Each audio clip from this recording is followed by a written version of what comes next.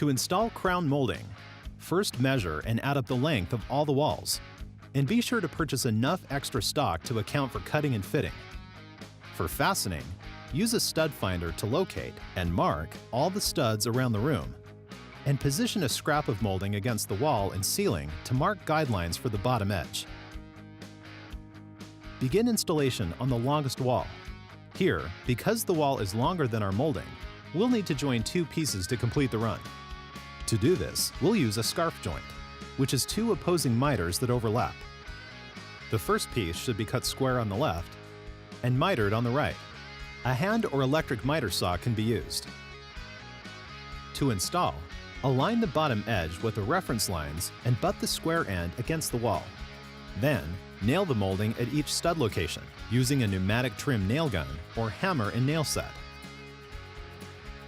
At the scarf joint, be sure the scarf lands on a stud for solid backing and fastening. The adjoining piece is cut square on the right end, with a reverse miter on the left. To install, apply wood glue to the joint, position it, and fasten before nailing off the rest of the piece. On the adjacent wall, we'll be installing a full-length piece which is measured from wall to wall. The right side will be butted. The left will be a coped miter. To make the cope joint, miter the left end of the molding, and then back cut it with a coping saw, following the trim's profile as a reference for the blade. Then, file the edges clean so the profile slips neatly over the previous piece, creating an inside corner.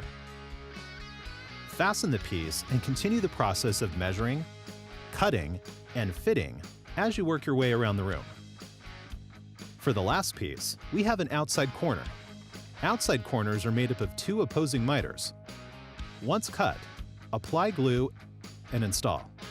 Then, fill all nail holes with wood putty, caulk the seams, and the room is ready for painting.